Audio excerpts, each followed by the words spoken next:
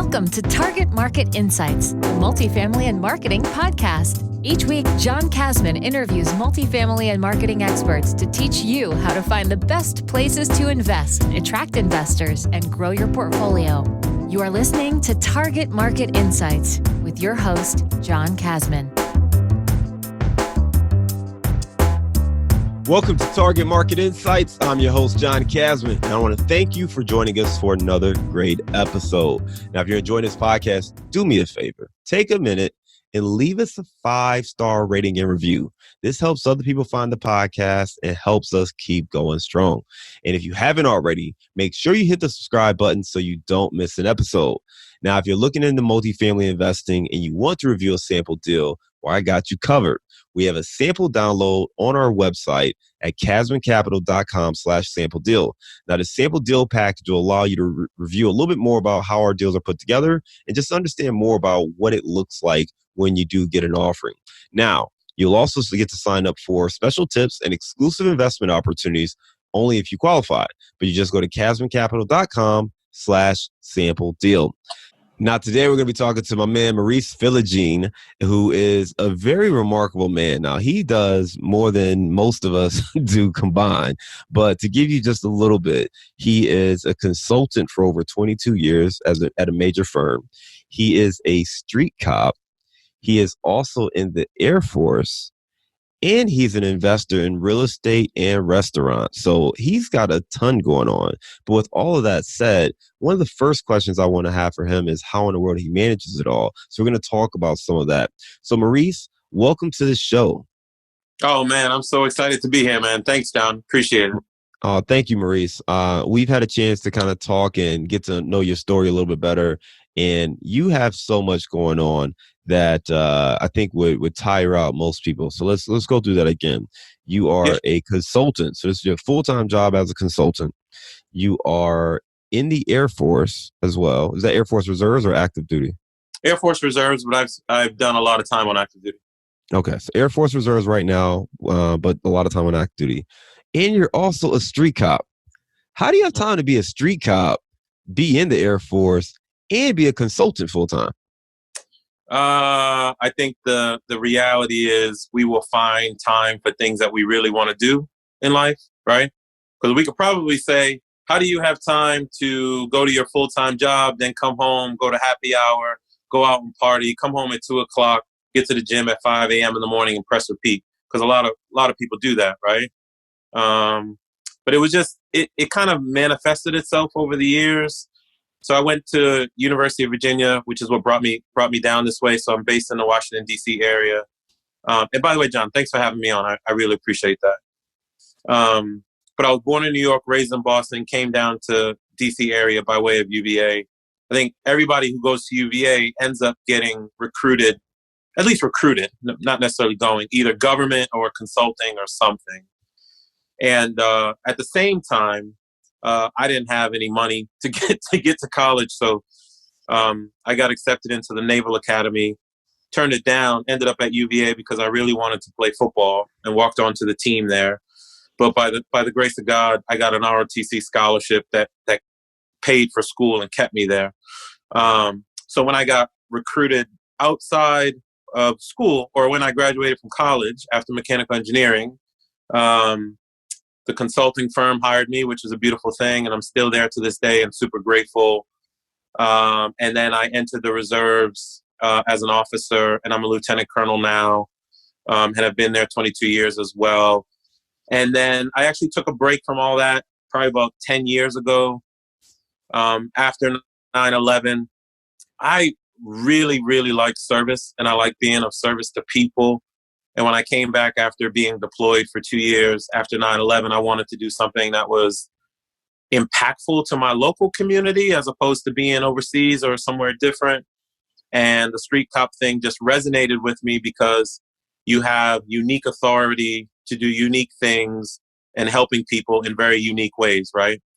So it was never about the money for me. It was always that I just wanted to be an impactful player in my local community and just do things a different way. So that's kind of how all the three careers have merged. And obviously time gets very constrained. I got a good family behind me that helps me figure out how to manage it all, but it works. Yeah. So, I mean, when you look at, to me, I'm looking at kind of the synergies between the Air Force, being a street cop, being a consultant. One thing that jumps out to me is being able to analyze situations, right? Yeah. Yeah. And taking a look at the facts around you, the circumstances, and being able to make fairly quick decisions.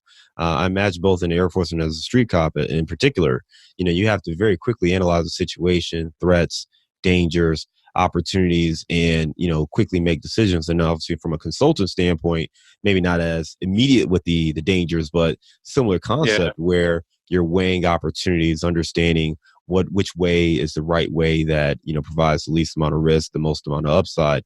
Yeah. How did you kind of develop that strategic mindset to kind of be able to step back, look at various situations, and make quick decisions? Yeah, I think it comes over time. I will give a lot of credit to the military from that standpoint, because when you're an officer in any branch of the military, you are expected from jump, right? I became a second lieutenant when I was 21 years old. When I was 21, I was technically in command of 100 people. But here's what happens, right? You have what's called senior NCOs or non-commissioned officers, and you learn you have to rely on people. I didn't know anything. In a lot of cases, I don't know anything today. And it just teaches you to rely on people. But in direct answer to your question, here's kind of how all that manifests itself when you say being aware of situations. I have gotten really, really good at reading people, all those different aspects, whether it's the white collar, blue collar, no collar. I've been there. Growing up in the inner city or living in the burbs, I've been there. Operating in the United States or operating overseas, I've been there. Working in the middle of the night by yourself in a tough situation, either with someone who wants to hurt you or with someone you're trying to help, or being in a boardroom with a general or the president of a company. I've been there. I think all those different experiences over time have merged into who I've become now.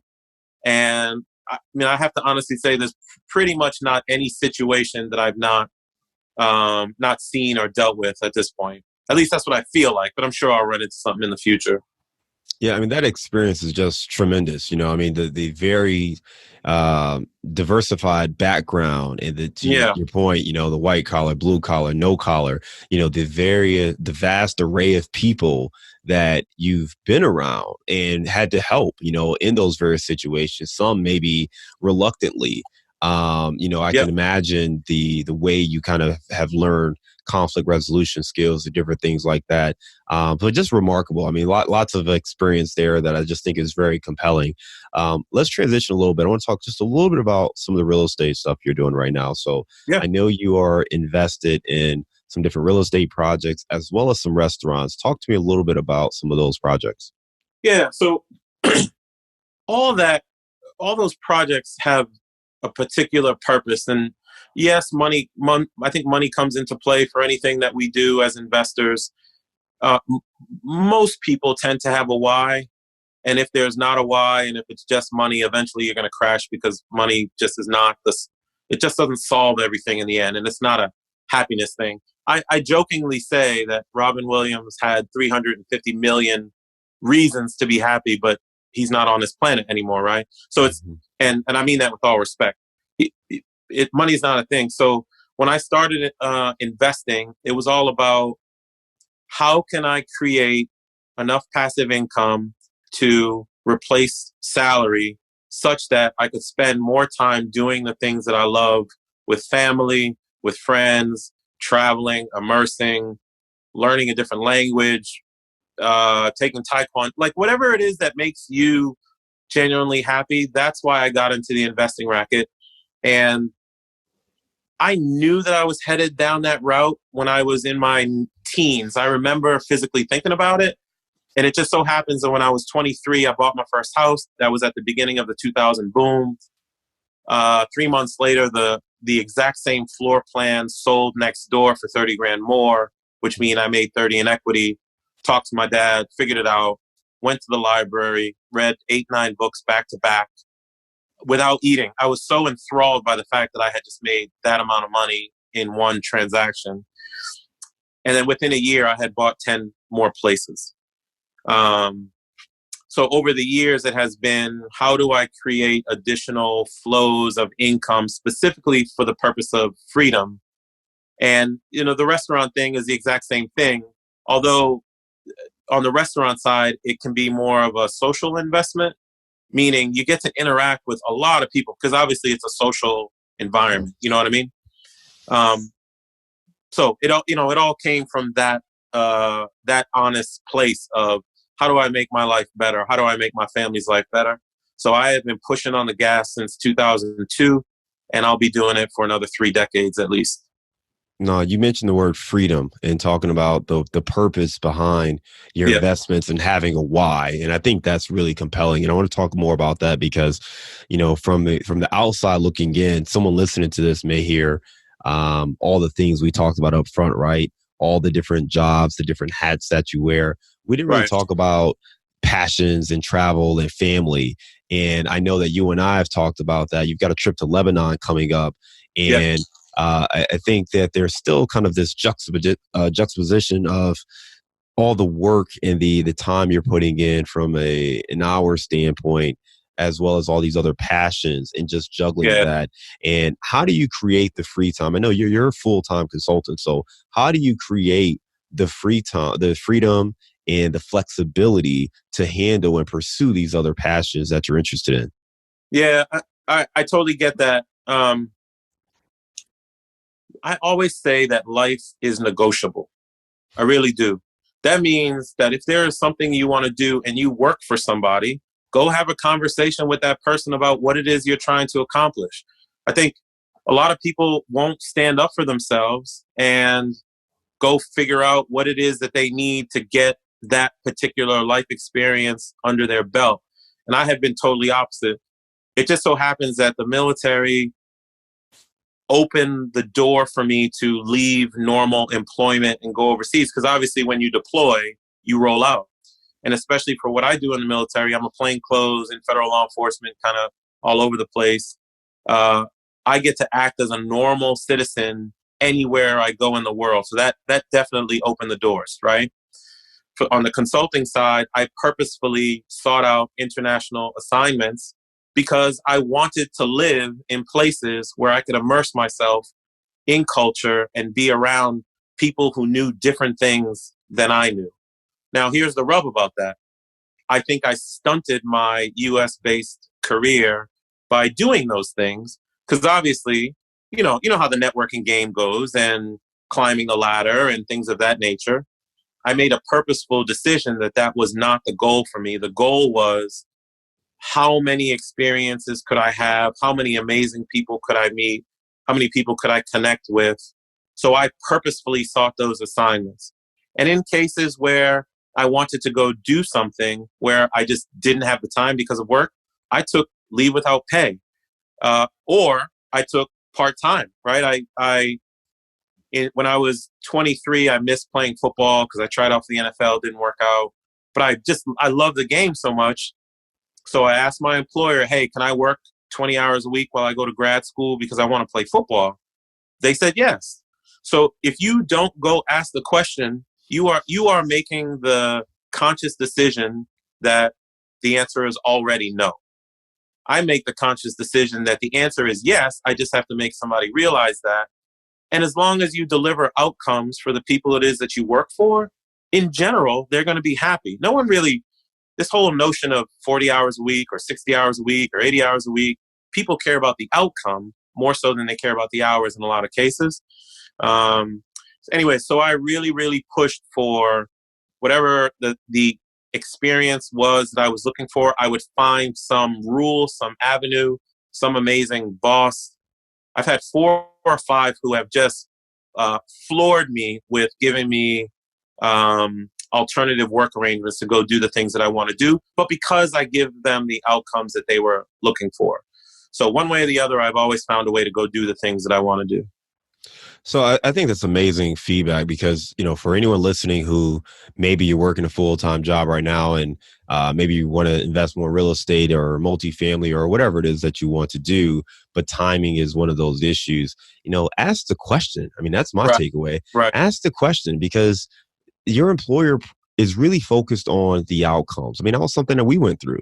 We went through something similar where we would have days where I would need to go and check out an apartment complex, and it's hard to check out an apartment complex from the office. You got to physically be there.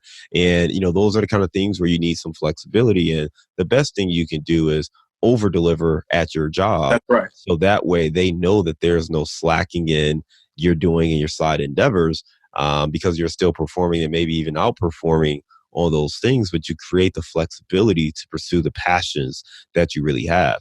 I think the other piece too that you and I have talked about before is about this proverbial corporate ladder, right? And just working hard to get to the top, to get that next promotion, to get that next salary increase. You've got a different take on climbing that corporate ladder. Talk to me more about that.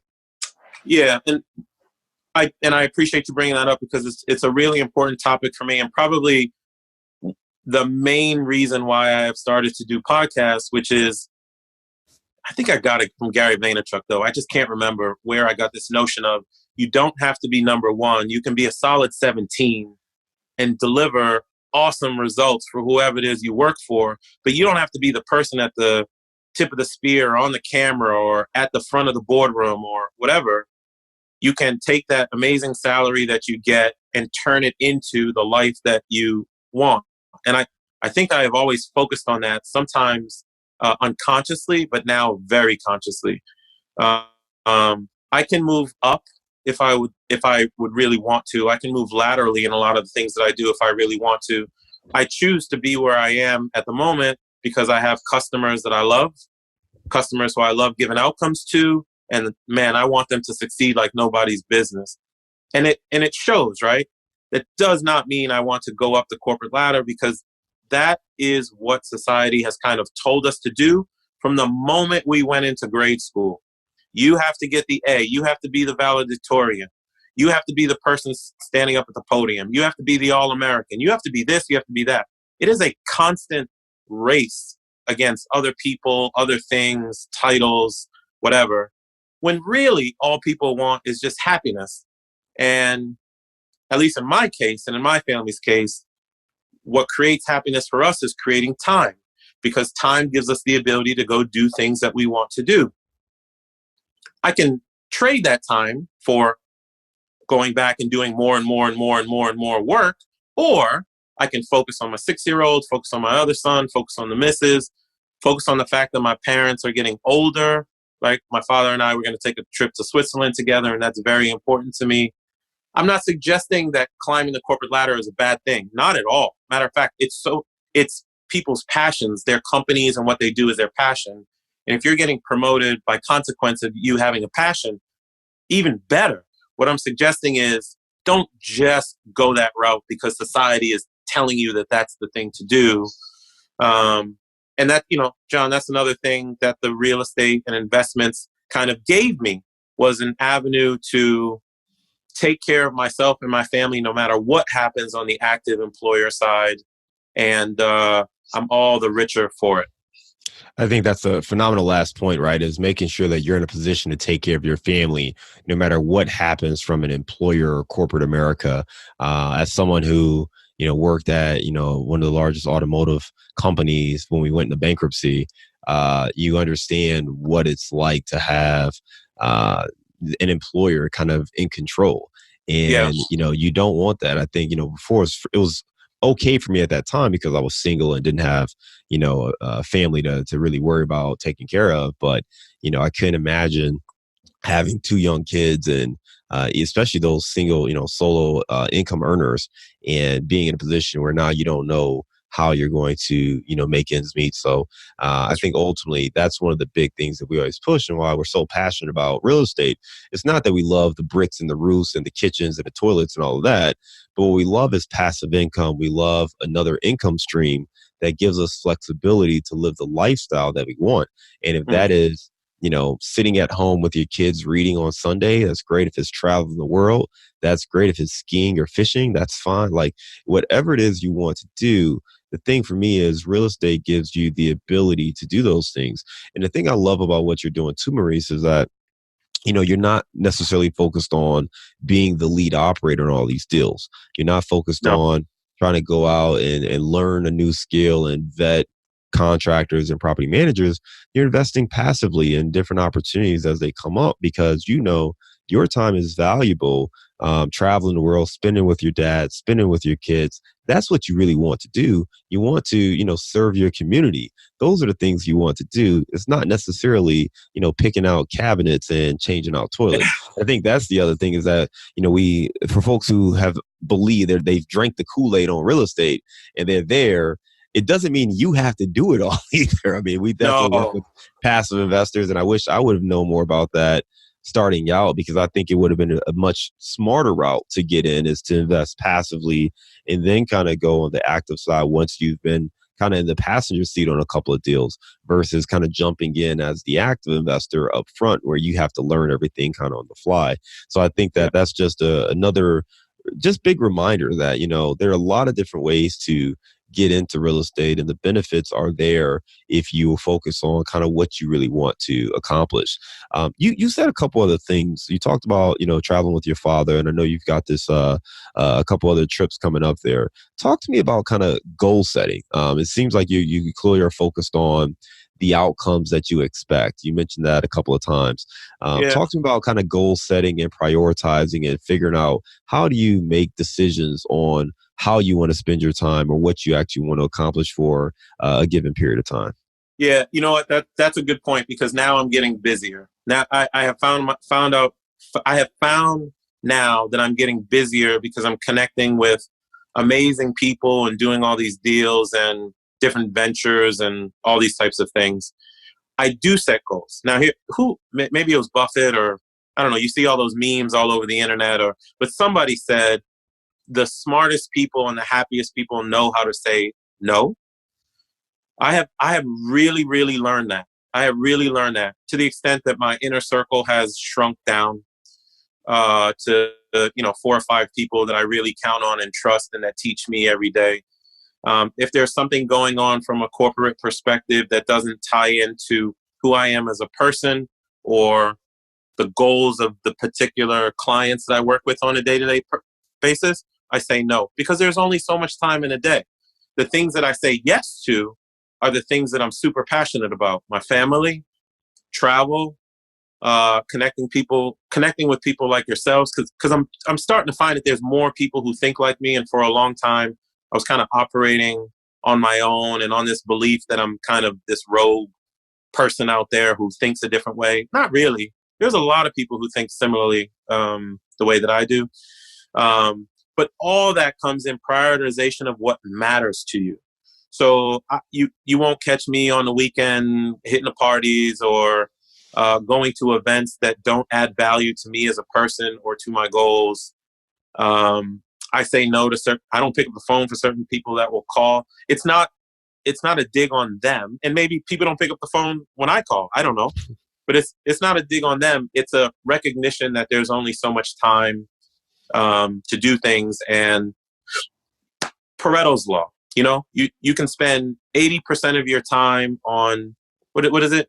You can spend 20% of your time, 20% of the things give you 80% of the results. And we're spending a lot of time on 80% of stuff that only gives us 20% result. So I have just started to spend my time with people and things that give me 80% of the result. You know what I mean? But I go back to the proverbial word no, and I say yes to the things that I'm passionate about every time. I love it. I love it. Making sure you say no to most things and say yes to the things that you're really passionate about and what you want to do. I think that there's a tension for most people, right? I mean, you talked about kind of being an outlier, kind of being by yourself in your mindset.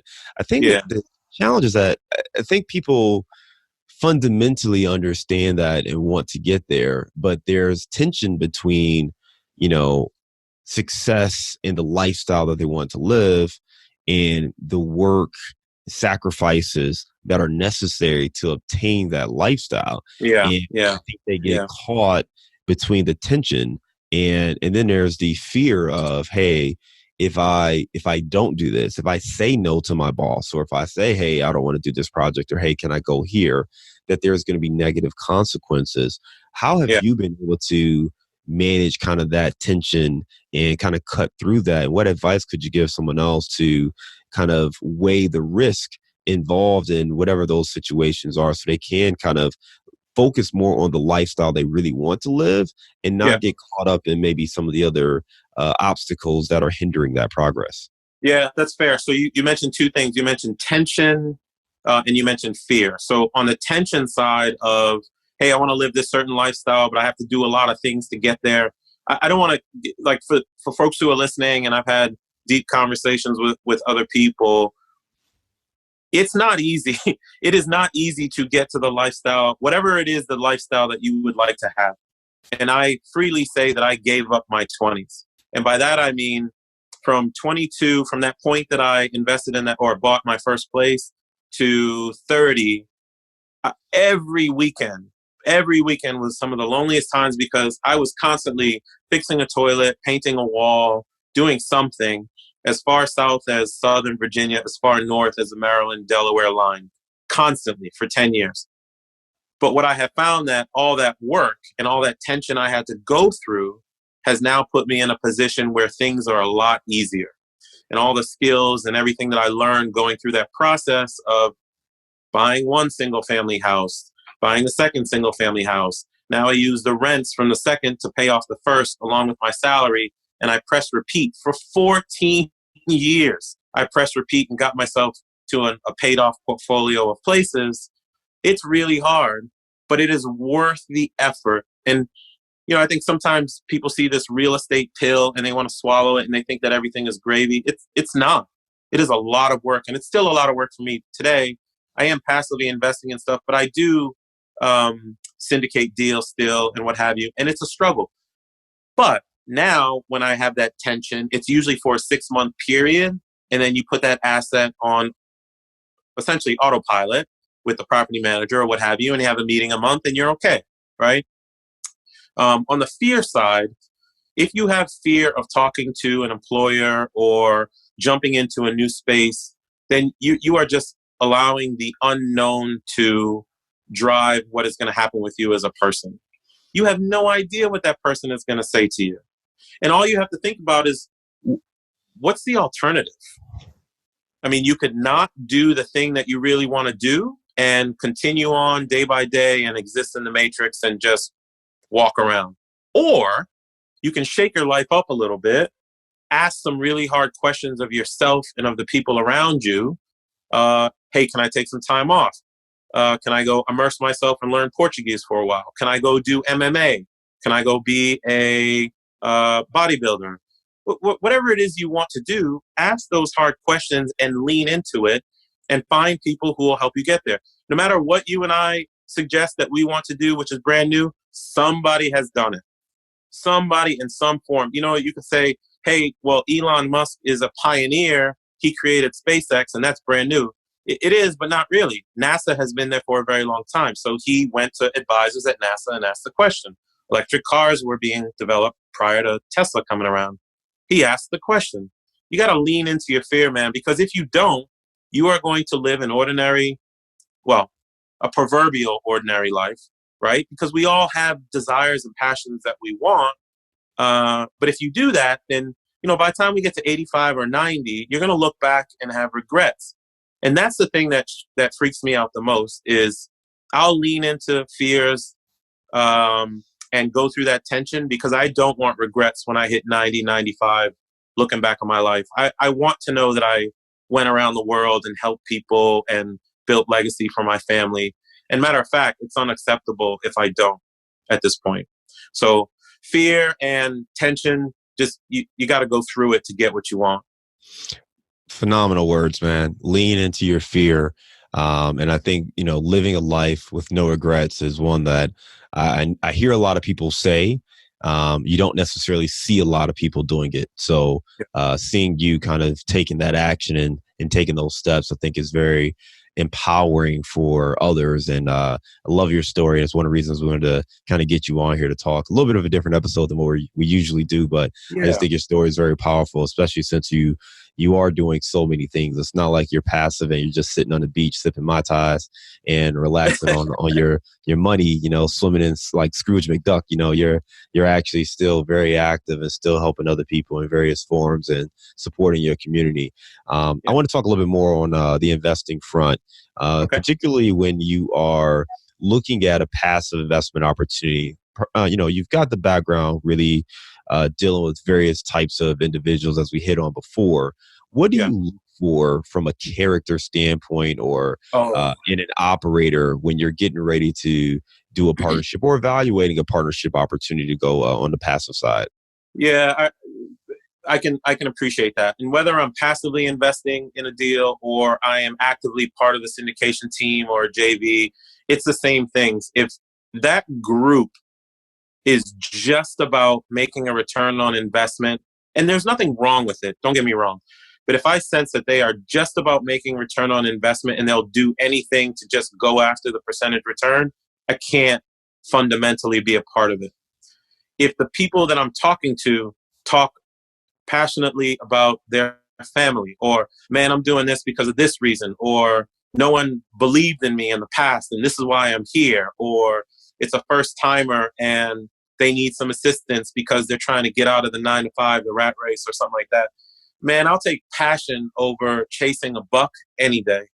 I have had groups that have recruited me into the GP side of the deal, and you could just tell in the meetings, on the conference calls, that everything that they were doing was about how many units do I have? How can I impress people? I can't wait to post this to show that I close on a 300-unit building. Like, that will eventually land you in hot water. I just don't want to be a part of that. And don't get me wrong, a ton of them make a lot of money, a lot. But money is not what makes the world go round. Money is not what makes you happy. And I would rather make $2 on a certain deal than make $10 on a different deal that I feel uncomfortable about. And here's one thing I'll tell you. The military and what I did from a federal law enforcement perspective in the military across the world taught me something, especially because I had a clearance and, you had to be an upstanding individual. Integrity is everything, everything. There is not a night that I don't go to bed knowing that I've done everything the right way for the investors that I work with, or for the people that have helped me, or for the people that I help. Because I will never be part of a group that is even coming close to the gray line, right? I'm always going to be on the right side. If you're on the wrong side, I'm just not interested in being a part of it. If you're approaching the gray, I'm not interested in being part of it. If we approach the gray by accident, that's why I'm there, because I want to push us to the right side of everything. So, those types of things are very valuable to me. But when you're talking about getting involved with a group of people and how I evaluate them, it's their moral character, their integrity, why they're in investing in the first place. That's a big deal. And one last example, John.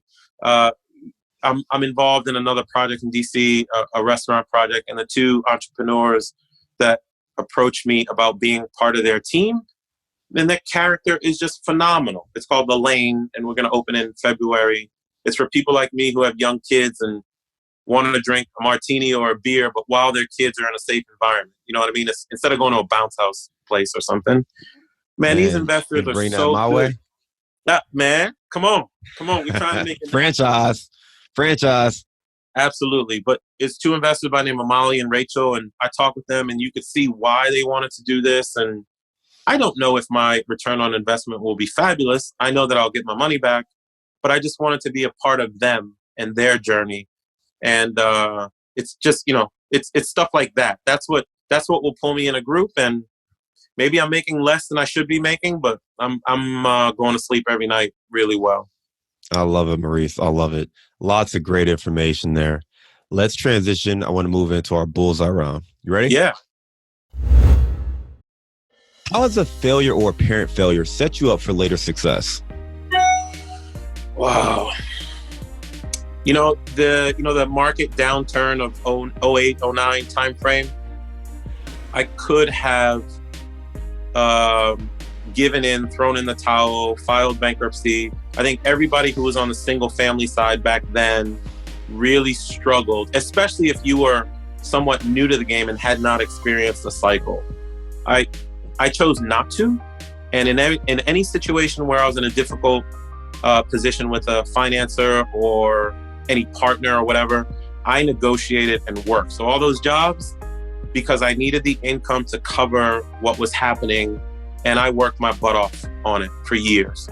So that failure, but the success of not giving in and not giving up has led me to now 10 years later where I'm in complete control of not only my finances, but my life and my family's happiness. What is the book you've recommended or gifted the most in the last year? Yeah, so it is not a real estate book. It is not a business book. It's called Man's Search for Meaning by Viktor Frankl. It was written in 1959. Viktor was a Holocaust survivor, and he studied something, or he penned something called logotherapy, where there were three main avenues of having meaning in life. One was creating work or doing a deed. So the meaning of work, right? The second was experiencing something or experiencing someone around the world or at home that just made you feel good. So like when people meet their significant other or people have an experience somewhere. And the most important thing was more turning tragedy into a triumph. So kind of the meaning of life. So he talks about all these three things. And I love that book because it has nothing to do with business. It has to do with why we are here as people. We have a very finite amount of time to be on this earth. And to the extent that people can find their meaning and what they're meant to do while they're here, that book is a very good framework for figuring out where you can go. Give me a digital or mobile resource you recommend for your business. Yeah, so I love this one because for me, I have taken up the formula. I got it from Tim Ferriss, but I've taken up the formula: freedom equals time plus mobility. You know, passive income creates time because you don't have to be in any particular place. But the mobility piece is the sneaky one. I use Earth Class Mail to virtualize all my mail and all my business correspondence, all checks, anything that you would typically get in a PO box or a mailbox coming to your house, all comes into an interface. So for example, when I'll be overseas for the next 2 to 3 weeks, I can run my business using several digital tools, but Earth Class Mail is a huge one because I don't physically need to be anywhere from a paper business perspective ever.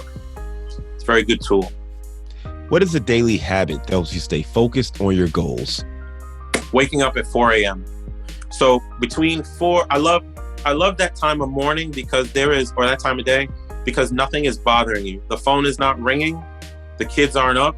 You don't have to cook for anyone. You just grab a cup of coffee, you go down to your desk and you start either working or you hit the gym or whatever. And I always say between 4 a.m. and 8 a.m. Is the most productive time of day. And you were talking about how can people start businesses or do all these things that we were talking about. That's 4 hours a day, 7 days a week. That's 28 hours. There you go, right? You have 28 extra hours a week to get stuff done. So I'm usually up somewhere between 4 and 5 a.m., but hopefully by 4 a.m. What's one thing you know now that you wish you knew when you were starting out? That when you invest in single family homes, it's one door. When you invest in multifamily, it's multiple doors. If I have a single family home and my tenant leaves, it's 100% vacant or 0% occupancy.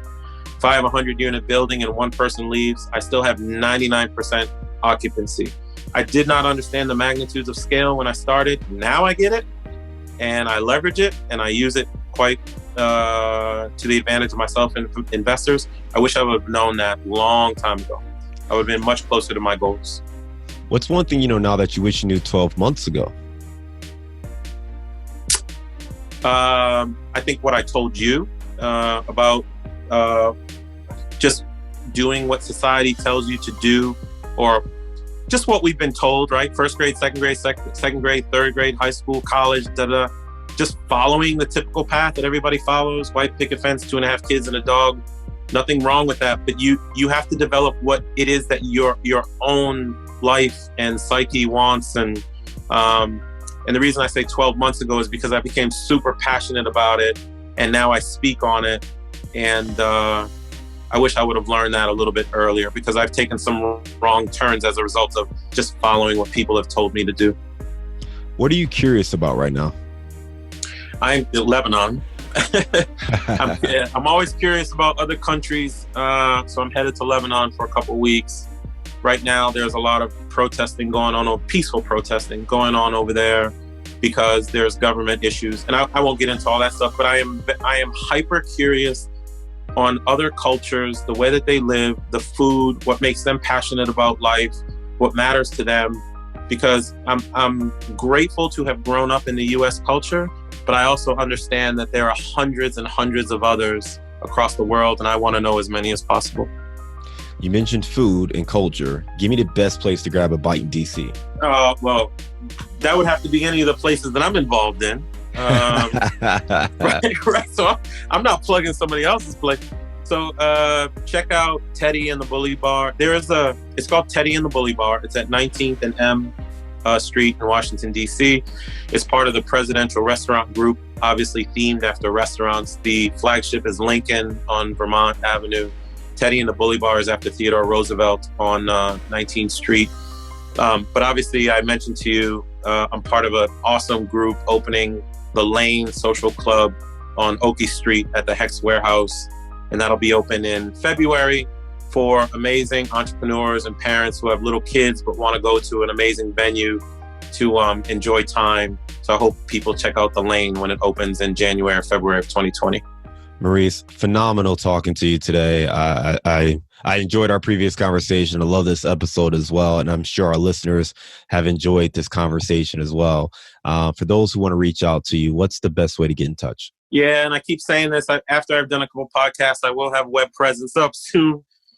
But for now, it's LinkedIn and Instagram, and it's just Maurice Philogene. My handle is my first name, last name on both. And I'll just say I am happy to talk to anybody about these topics. Happy to connect on potential deals. Happy to talk about life. I just honestly love connecting with people and having conversations. So I'm all up for it. All right, Maurice, listen. Pleasure talking to you. Thank you again for coming on the show. We'll be in touch, and hope you have a great trip to Lebanon, man. I can't wait to see the pictures and hear more about how that trip was. But you take care, man, and enjoy the rest of your day. All right. I appreciate it, brother. Thank you for having me on, and I really appreciate it.